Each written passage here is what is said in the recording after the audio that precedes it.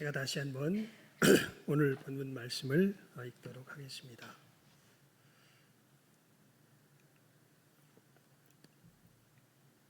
인자가 자기 영광으로 모든 천사와 함께 올 때에 자기 영광의 보좌에 앉으리니 모든 민족을 그 앞에 모으고 각각 분별하기를 목자가 양과 염소를 분별하는 것 같이 하여 양은 그 오른편에 염소는 왼편에 두리라.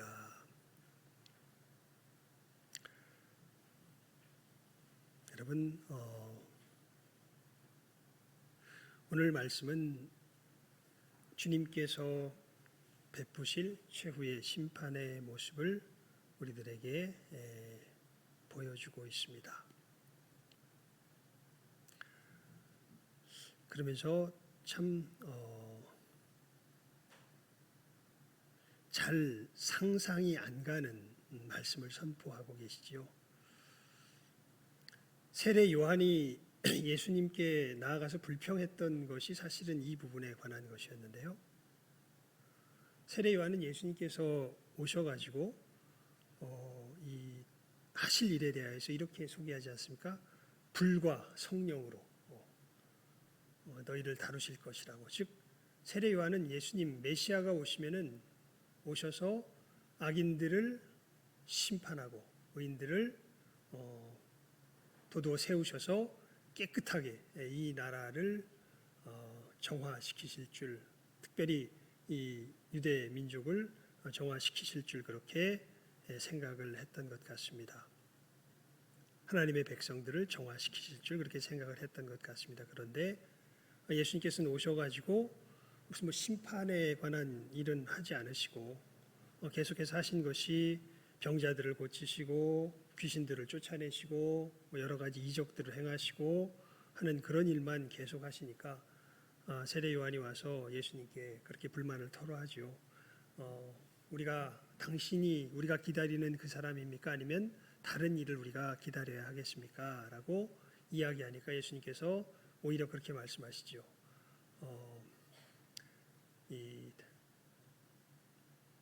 너희들이 광야에 무엇을 보러 나갔느냐고. 사람이 낳은 자 중에 세례 요한보다 큰 자가 없는데 천국에서는 이보다 가장 작은 자라도 이보다 크다고 이야기하면서 예수님으로 인하여서 예수님의 그 모습으로 인하여서 흔들리는 세례 요한을 되게 안타깝게 여기시는 주님의 모습을 보게 됩니다. 그러면서 계속 구원의 역사를 행하시죠. 그런데 그 예수님의 역사를 우리가 이제 익숙하게 경험하면서 반대로 우리가 잘 갖지 못하게 되는 주님께 대한 실질적인 모습이 바로 우리가 오늘 읽었던 말씀일 것입니다. 여러분, 우리가 사도신경으로 신앙 고백을 할 때요, 예수님의 초림과 예수님의 재림에 대해서 우리가 분명히 구별해서 고백을 합니다. 예수님께서 초림 처음 임하셨을 때는 예수님께서 아기 예수로 오셔가지고 동정녀 마리아에게 나시고 본디오 빌라도에게 고난을 받으셔서 십자가에 죽으시고 부활하시는 그 구원의 역사를 하시는 것으로 우리 구원의 역사를 이루시죠. 예수님께서 재림하실 때는 어떤 일을 이루십니까? 저리로서 산자와 죽은 자를 심판하러 오시는 것이지요.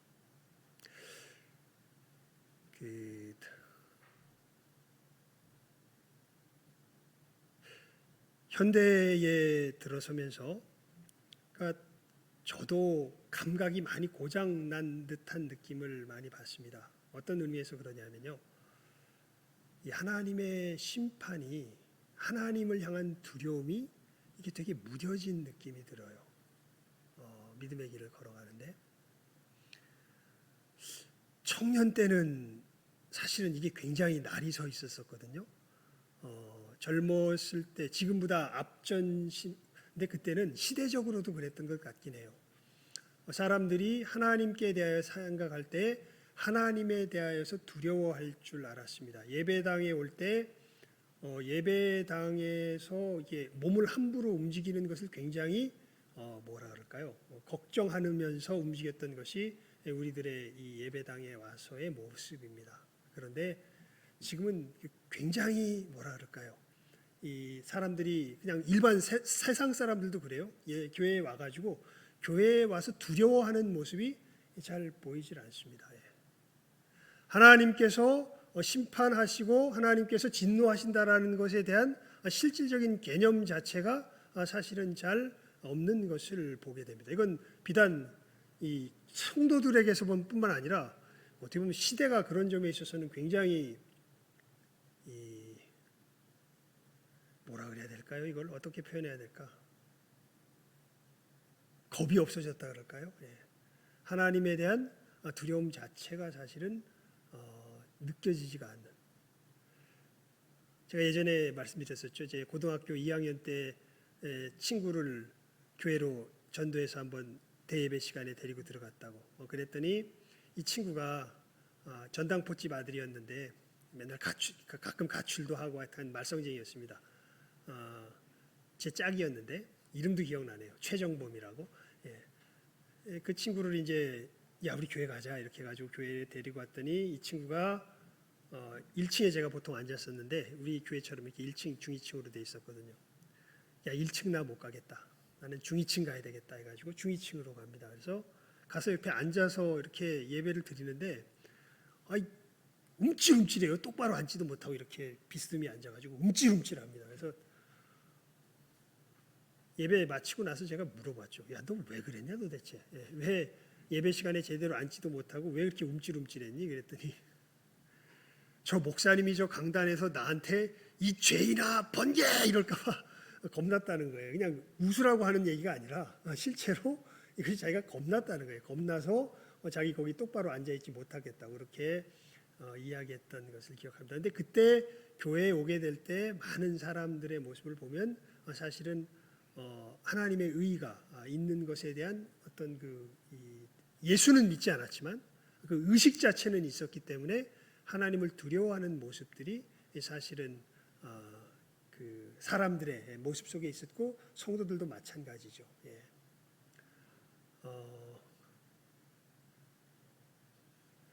그 행동 하나하나 여러분 아합이 그 나봇의 포도원을 뺏은 다음에 그 선지자를 통해서 경고를 받고서 하나님께서 너를 벌하실 것이다라는 경고를 받고서 성경에 보면요 이런 표현이 있습니다. 아합이 걸음도 천천히 걷더라 이렇게 되어 있습니다. 뭔 얘기냐면 자기가 걸어가면서 뭐 맞을 것 같은 거예요.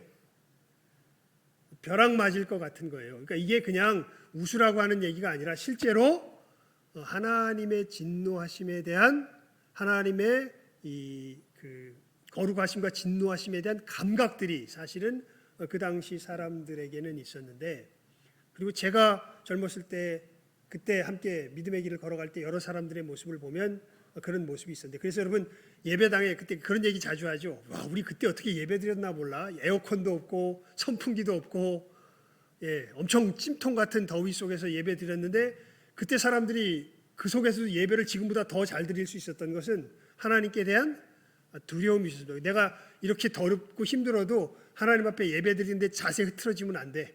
이런 마음이 있었던 거죠. 참 그 무식할 정도였던 것 같기도 해요.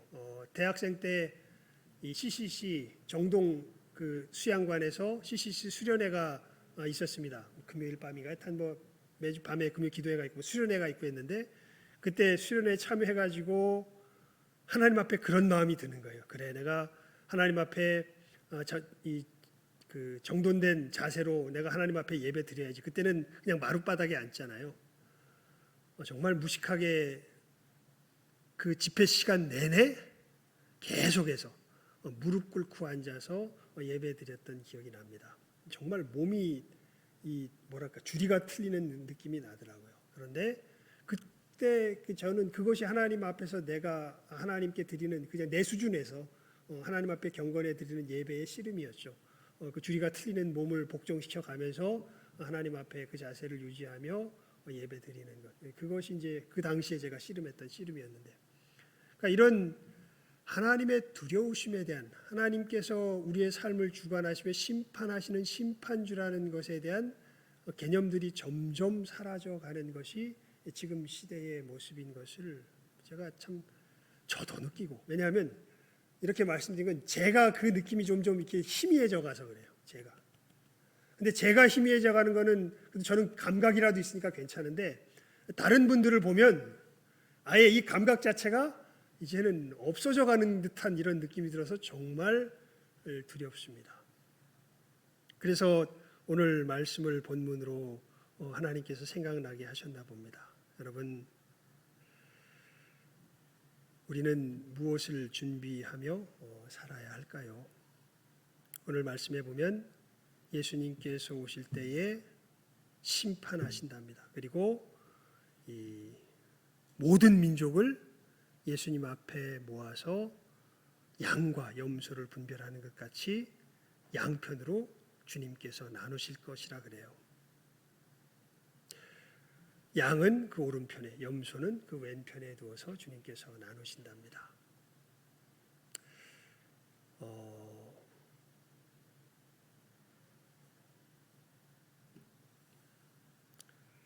그 신자들은 어떻게 보면은 이중적인 분야를 감당하면서 살아가는 사람들이 분명합니다. 우리가 분명히 현실에서 부닥치는 일들을 신경 쓰지 않을 수 없습니다. 우리 요한 모임 잠깐 했지만 우리 이야기 나누면 자기의 사업 문제, 또 자기의 집 문제, 또 자녀들 문제, 가족 문제, 우리의 삶의 아주 실질적인 문제들을 우리가 함께 나누지 않을 수 없죠. 굉장히 중요한 문제들입니다. 우리가 하나하나 해결하며 나아가야 될 문제들이죠. 자, 그런데 여러분, 우리가 그 문제들을 맞닥뜨려서 그 가운데서 애쓰며 분투하며 씨름하는 것은 정작 무엇일까요? 나는 그 문제들을 맞닥뜨려서 무엇을 준비하며 무엇을 예비하는 삶의 걸음을 걸어가는 것일까요?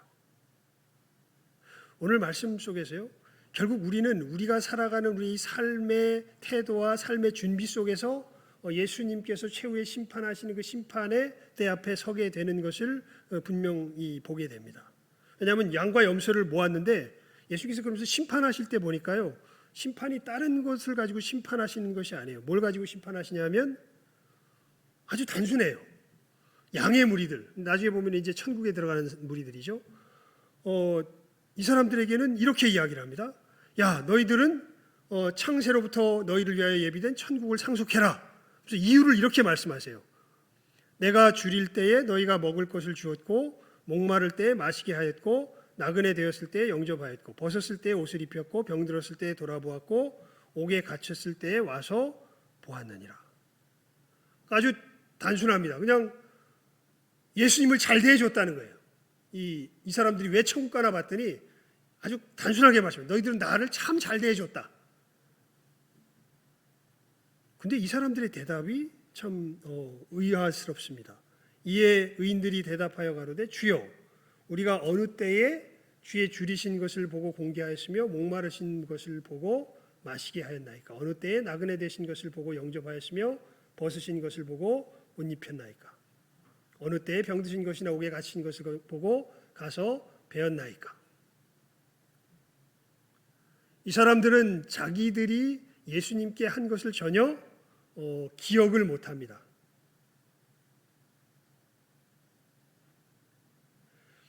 이게 무슨 말이냐면요, 기억이 안 나는 거예요. 여러분이 한 착한 일들 기억나세요? 기억이 안 나세요?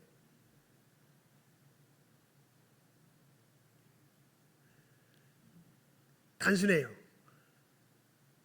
이렇게 하는 것이 자기 삶에 숨쉬는 것과 같은 자연스러운 사람은 이거 기억이 잘 안 납니다. 그냥 한 종이 그런 얘기를 하죠. 해야 할 일을 한 것뿐입니다. 이렇게 얘기를 하죠. 그냥 저기 보니까 내가 힘든데 저기 더 힘든 사람이 있어요. 그래서 주님께서 내게 물질을 주셨어. 제 어머님에게 말씀 많이 드리잖아요. 야, 성령께서 가라사대 하면 그거 줘야 돼. 근데 이 사람도 주고 저 사람도 주고 하다 보면 기억이 나요, 안 나요? 기억이 안 나. 그래서 그냥 그건 당연한 거야. 그냥 내가 그렇게 살아가야 되는 거예요. 이런 사람들이 오늘 말씀에 나와 있는 이 양의 무리의 사람들인 것을 보게 됩니다. 그러니까 여러분, 이 사람들은요, 매 순간순간이 사실은 하나님 앞에서 내가 주님을 어떻게 맞이할까를 고민하는 삶의 길을 걸어가는 거예요. 이 이야기를 톨스토이가 아주 기가 막히게 그 단편 소설에 보면 그 이야기를 해놓습니다. 이 제목은 제가 지금 살짝 잊어버렸는데, 어떤 한 사람이 자기의 아들마저 잃어버리고 굉장히 씨름하던 차에 한 전도자의 방문을 받고서 말씀 속에서 위로를 얻으면서 예수님을 그때 오히려 제대로 만나게 됩니다. 예배드리는 가운데. 그러면서요, 늘 하나님 말씀 보는 게 너무 좋은 거예요. 참 신비하죠. 오히려 자기 자식을 잃었는데 그것을 통하여서 주님을 만나고 평강을 얻게 됩니다. 그리고 주님을 사랑하게 되며 사모하게 되며 성경을 읽는 중에 주님께서 말씀 중에서 이야기를 하세요. 내가 오늘 너를 찾아가겠다. 그래가지고 이 사람이 이제나 저제나 예수님께서 오시나 이렇게 보게 되는데, 보니까 다리를 쩔뚝쩔뚝 절면서 남의 집에서 종살이하고 있는 어떤 태역 군인의 모습이 이렇게 보이는데, 이 사람이 힘들게 눈을 치우고 있는 모습이 보입니다. 그래가지고 그 사람 보니까 안 됐어가지고, 아이고 힘드시죠? 해가지고 이 사람 요즘 집에 잠깐 들어오세요. 눈 다 치웠으니까 와서 따뜻한 차나 한 잔 드세요 하고 이 사람한테 차 한 잔 대접하고, 또 어떤 아이가, 그 아이 얘기는 제일 나중에 했다. 이런 식으로 보면 곤란을 당한 여러 사람들이 자기 주변에 이렇게 지나가는 것들을 예수님께서 언제 오시나 이렇게 찾아보다 보니까 저 사람이 곤란 당했을 때 이 사람을 도와주게 되고, 그리고 또 가게 되고, 또 예수님 언제 오시나 또 보니까 또 저 사람이 곤란 당해서 도와주고, 그러다가 결국 예수님께서 안 오셨어요. 그래서 예수님 오신다 그랬는데 왜 안 오셨지 하고 잠이 들었나요? 하여튼간 이 기도 중이었나요? 보니까 내가 안 가긴 왜 안 가니? 내가 이 사람의 모습으로도 가고 이 사람의 모습으로도 가고 이 사람의 모습으로 가지 않으니. 근데 이 사람은 이게 그냥 예수님께서 이제나 저제나 오시나 하고 보다가 주님께서 주시는 그 마음 속에서 저 사람의 안 된 모습들을 바라보았을 때 그냥 하나님의 사람으로서 하나하나 사람답게 대한 것밖에는 없죠. 그리고 그것이 이 사람이 주님을 맞이한 모습이 되는 것이고, 오늘 말씀에 나와 있는 아마 이 성경 말씀을 아마 톨스토이가 읽고서 이것이 우리들 삶 가운데서 어떻게 실제로 벌어질까 하는 것을 그렇게 말씀하고 있는 것이겠죠. 여러분, 우리가 우리의 삶을 살아갈 때요, 우리 요한 전도회 오늘 모임하면서 그 얘기가 오늘 말씀과 굉장히 밀접하게 와닿는 부분이 있어서 잠깐 소개를 합니다. 한 집사님이요, 굉장히 힘든 일주일을 보냈나 봐요. 그러면서 그런 이야기를 해요. 나는 사실 그 평소에 갖고 있던 생각은 내가 돈을 많이 벌어서 이 많은 돈을 벌어가지고 많은 사람들에게 베풀면서 주님의 일을 하면서 살아가는 것이 이게 좋은 신앙이라고 생각을 했는데, 일주일 동안 굉장히 힘든 일을 겪었나 봐요. 겪고 나서 보니까 이게 꼭 돈을 많이 벌어서 베풀어야만 이게 주님께서 기뻐하실 게 아니라, 그냥 내가 지금 처한 상황 속에서 내게 있는 상황과 환경 속에서 그것을 가지고 도우면 그것이 주님 기뻐하시는 일이겠구나, 이 생각이 들었습니다. 이렇게 우리 요한 모임 하는데 한 집사님이 이야기를 하시더라고요. 그렇죠, 여러분. 그리스도인은요, 진짜 예수님을 쫓아가는 양의 무리들은요, 딱 얼마 동안의 기간을 살아가는 사람들이냐면 하루를 살아가는 사람들입니다. 예수님께서 그렇게 표현을 하세요. 너희들 어떤 일을 염려하지 말라 그래요.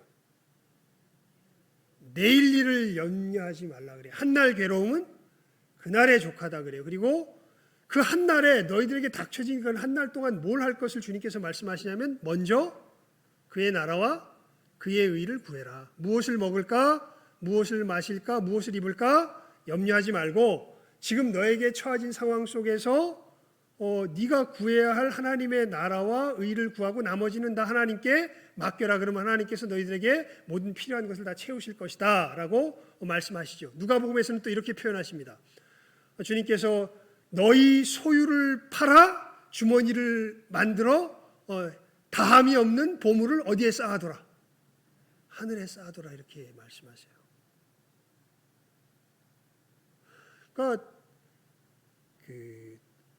여러분 하나님의 백성들이요 주님께서 오실 날을 준비하면서 살아가는 사람들은 먼 미래를 사는 사람들이 아닙니다. 이 하나님의 진정한 양들은요 딱 며칠을 사는 사람들이에요? 하루를 살아가는 사람들이에요. 그래서 그 하루 동안 내게 주어진 상황 속에서 내가 걸어가야 할 하나님의 나라와 의의 길이 무엇인지를 고민하며 씨름하면서 그 길을 정신없이 걸어가서 하루가 지나면 다 잊어버려요. 그리고 내일 지나면 내일이 다가오면 또 그 싸움을 싸워요. 그렇게 살아가다 보니까 내가 누구를 도왔는지 누구를 베풀었는지를 기억을 못해요. 그냥 그 순간순간 주님 앞에서 어떻게 걸어가야 할지를 진실하게 고민하면서 분투하면서 살아간 것뿐이에요. 그런데 여러분 양의 편에 서는 사람들 어떤 사람, 염소의 편에 서는 사람들이 어떠한 사람들이 됩니까? 똑같은 얘기를 하세요. 너희들은 내가 줄일 때에 먹을 거 주지 아니하였고 목마를 때 마시게 하지 아니하였고 나그네 되었을 때에 영접하니 아니하였다. 앞에 양의 무리들이 한 일을 정확히 이 사람들은 하지 않습니다. 그러니까 이 사람들 또 대답이 또 대단합니다. 우리 44절 한번 읽어볼까요? 시작하면 읽습니다. 시작. 저희도 대답하여 가로되 주여 우리가 어느 때에 주의 줄이신 것이나 목마르신 것이나 나그네 되신 것이나 벗으신 것이나 병드신 것이나 옥에 갇히신 것을 보고 공양치 아니하다이까. 이 얘기는 지금 이 뭔가 도왔던 기억이 있는 거예요, 없는 거예요? 있는 거지. 예. 우리가 언제 안 도왔다고 해서 우리 분명히 우리들 살아갈 때 요때 도왔고 요때 도왔고 요때 도왔고요. 기억이 있는 거죠.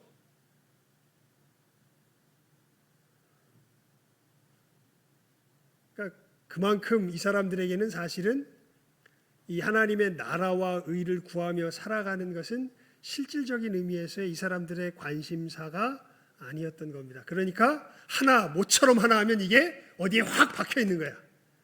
자기 마음속에 확 박혀 있는 거예요. 그래가지고 이제 예수님께서 뭐라 그러면 그거 내밀려고.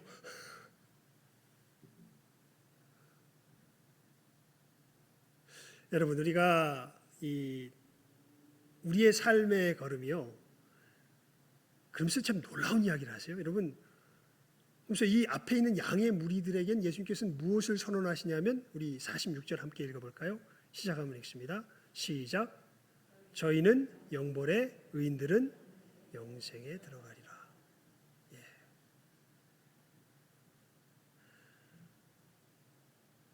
행위로 구원받는 거야? 막 이런 얘기가 나오는 것처럼 보일 정도로 아주 그냥 명백하게 이렇게 얘기를 하시게. 너희들은 날 도와줬기 때문에 나에게 좋은 일을 해줬기 때문에 너희들은 천국에 가는 거고 너희들은 나에게 나쁜 일을 했기 때문에 너희들은 지옥에 가는 거야. 예수님께서 이렇게 말씀을 하시는 것처럼 보여요. 그런데 아까도 말씀드렸지만 여러분 우리가 우리의 삶의 현장에서 하나님의 나라와 의를 구하는 삶을 살려고 애를 쓸 때 그때 우리 백장로님 잘 기도하실 때 나오는 그 표현처럼요. 우리 삶 속에서는 결국엔 그 순간에는 누구와 누구밖에 안 남냐면 하나님과 나밖에는 안 남습니다. 그 결단의 순간에요. 누구를 도와준다 말아야 된다 뭐 여러 내가 이것을 뭐 화를 참아야 된다 참지 말아야 된다 뭐 여러 상황 환경들이 쭉 닥칠 때에 그 순간에 하나님 앞에서 내가 어떤 길을 걸어가야 될 것인가 주님의 십자가의 그 보혈의 은혜 앞에서 내가 주님 앞에 어떻게 반응해야 될 것인가 이런 나 자신 외에는 사실은 남지 않습니다. 그래서 그 주님 앞에 고백하며 나가는 한 걸음 한 걸음이 쌓였을 때에 영생에 들어가는 사람들은 주님께서 이렇게 칭찬하시는 것이죠. 네가 내가 배고플 때에 도와주었고 그리고 이 사람들은 그 순간순간이 중요했기 때문에 내가 무엇을 했는지는 중요하지 않죠. 오히려 그 순간순간에 주님께서 나를 도와주셔서 이러한 복된 결단을 할 수 있도록 붙들어 주신 것 감사하고 여러분 우리 빌립보서 3장 한번 펴볼까요? 빌립보서 3장입니다. 빌립보서 3장입니다.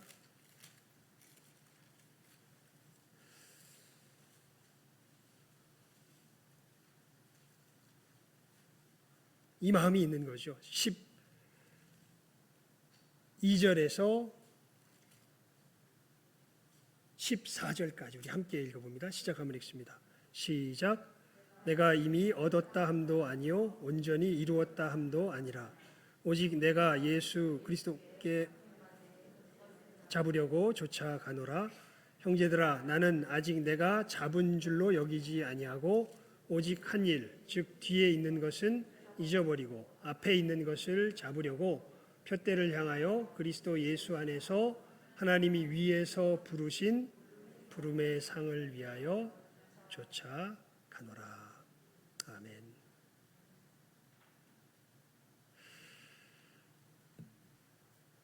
사람들 앞에 자랑할 만한 일,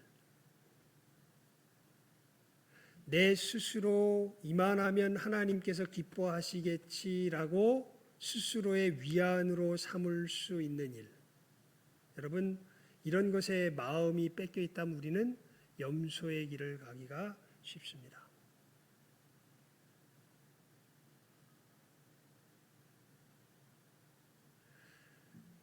내 자신을 버리며 하나님의 하나님 되심을 인정할 수 있는 그 길. 하나님의 약속이 분명한데 내 연약함 속에서 이 약속을 붙들지 못하기 때문에 괴로워하고 고통스러워하면서 주님의 은혜를 구하고 주님의 도우신 은혜 가운데 몸부림치는 가운데 한 걸음 한 걸음 하나님의 약속을 붙들며 걸어가는 그 길. 여러분, 여러분의 삶의 상황 속에서 어떠한 상황에 놓여져 있든지 이 선한 싸움을 잘 싸우실 수 있기를 바랍니다. 이 싸움을 싸우는 사람들이 결국은 뭘 잊어버리게 돼요. 내가 주님께 뭘 했는지를 잊어버리면서 진짜 주님 앞에 받으실 만한 것들을 드리는 것을 볼 수가 있습니다. 사도 바울의 고백과 같이요. 뒤에 있는 것은 뭐하고? 잊어버리고 앞에 있는 것을 부름의 상을 위하여 쫓아가노라. 하지만 그 바리새인 같은 사람이죠. 우리 이 세리와 바리새인의 기도 기억나세요, 여러분? 세리는 감히 얼굴을 모아질 못해, 들질 못해. 근데 객관적으로 솔직히 그 말씀을 가만히 곰곰이 생각해보면요, 착한 일 누가 더 많이 했을까? 솔직히 아마 제 생각에는 세리가 더 많이 했을 거라는 그 상상이 돼요. 근데 이 사람은 착한 일을 한 것이 중요한 것이 아니라 자기가 하나님 앞에서 씨름하다가 놓친 일을 한 것이 훨씬 더 마음 아팠던 거예요. 그래서 감히 얼굴을 들지 못하고 나는 죄인입니다. 나를 불쌍히 여겨주십시오라고 얘기하는데 바리새인은 뭐는 전혀 마음에 아예 생각이 안 나. 자기가 하나님 앞에서 모자란 일 한 것은 전혀 생각이 아예 안 나. 그냥 자기는 하나님 앞에 당당해요. 즉 하나님께서 부르신 부름의 상에 대한 씨름이 이 사람에게는 전혀 보이질 않습니다. 그죠? 사람과 자기 자신에게 자랑할 수 있는 일들만 딱 선택해가지고 그것만 열심히 한 모습이 보여요. 그리고 너무 놀랍게도 그 모습에 스스로 뭐하고 있어요? 만족하고 있는 모습을 볼 수 있습니다. 그러니까 예수께서 뭐라 그러세요? 세리가 이 바리새인보다 모하심을 받고 의롭다 하심을 받고 내려갔느니라 말씀하시죠. 자, 여러분, 우리가 이 부분에 있어서 그냥 이 피상적으로 생각할 부분들이 아닙니다. 나는 하나님 앞에서 내 삶에 닥쳐진 이 문제, 이 한 삶의 순간순간 어떻게 반응하며 살아가고 있는가. 하나님께서 이 순간 나에게 부르신 그 부름의 상을 찾으면서 그것을 붙들려고 분투하며 애쓰며 하나님의 나라와 의를 구하며 오늘 하루의 삶을 내일 일 염려하지 아니하고 이것을 위해서 최선을 다해서 내가 살아가고 있는가? 아니면 저 사람 보고 이 사람 보고 혹은 내 자존심 보고 바라보면서 그래, 이 정도 하면 훌륭하지, 이 정도 하면 인정받을 만하지.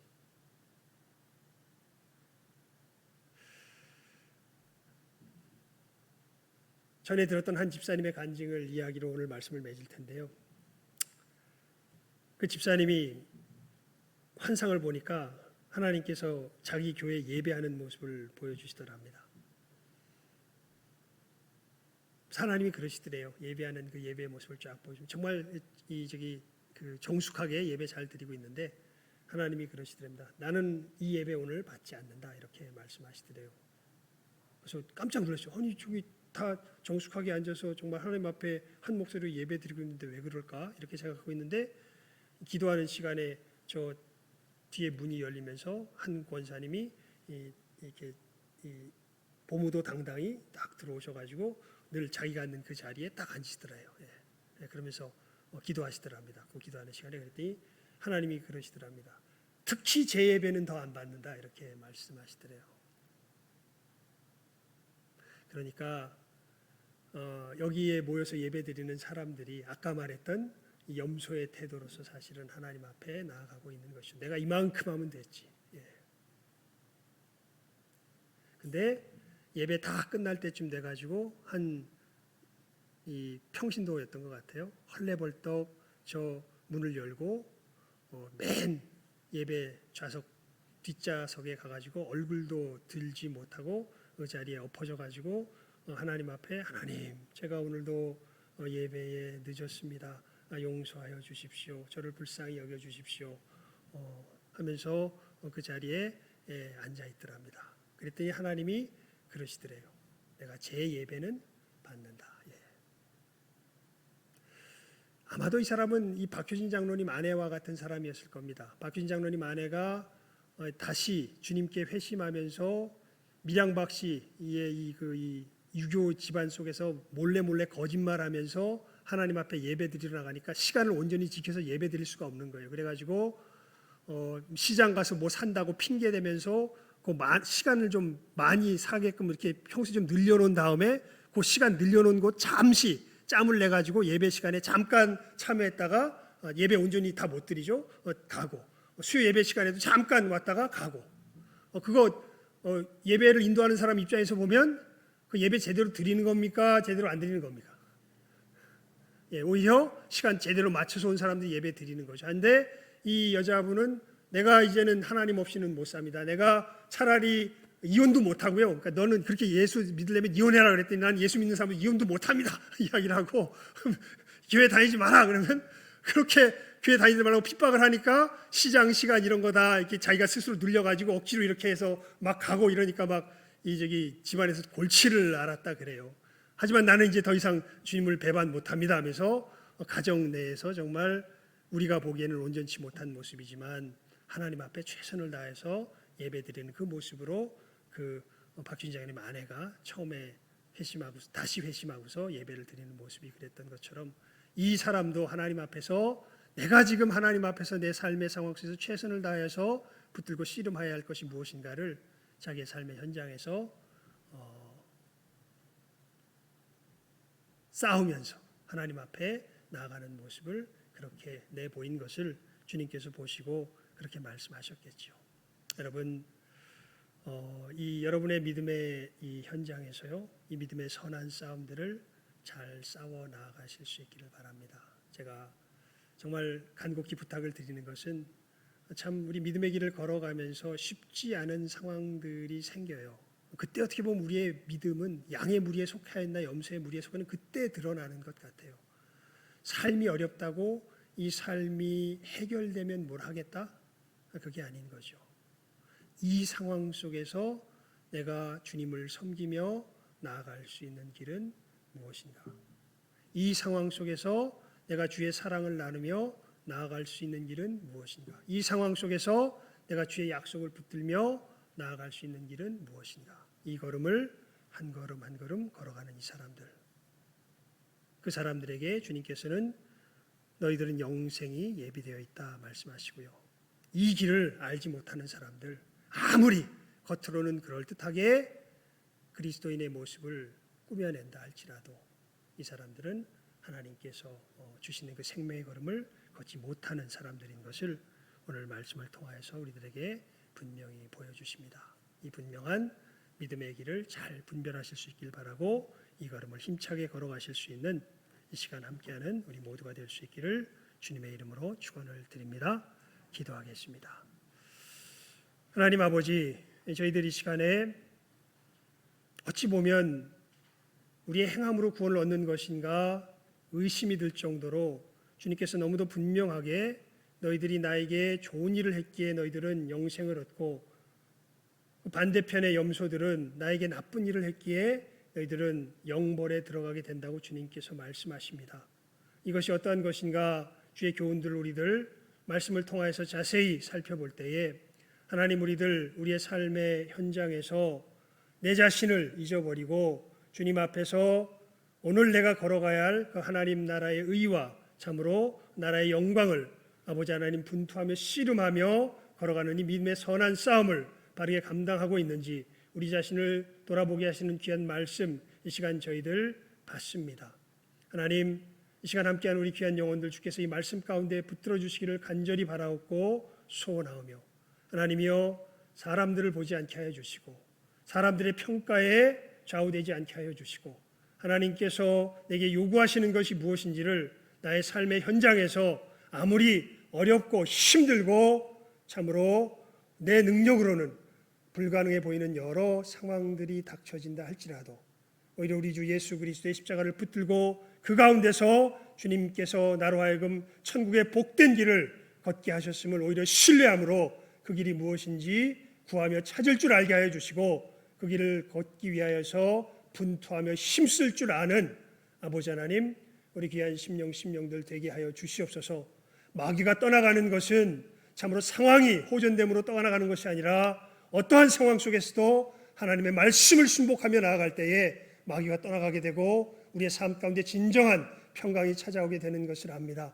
하나님이 영생의 걸음 이 시간 함께 머리 숙인 우리 모든 귀한 복된 영혼들 바르게 걸어갈 수 있는 한 사람 한 사람 되게 하여 주시옵시고 오히려 고난 속에서 하나님과 동행하는 것을 배우게 하여 주시옵시며 이 고난이 축복으로 변화되는 놀라운 변화의 역사를 맛볼 줄 아는 믿음의 사람들 되게 하여 주시며 그 믿음의 걸음을 통하여서 하나님께 영광 돌리며 정말 주님 앞에 설 때에 내가 주님을 위하여서 무엇을 하였는지 모를 정도로 주님께 충성된 걸음을 걸어갈 줄 아는 이 시간 함께한 여기에 모인 모든 우리 한 사람 한 사람 다 되게 하여 주시기를 간절히 바라옵고 소원하오며 축복하오며 모든 것 예수님의 이름으로 기도드리옵나이다.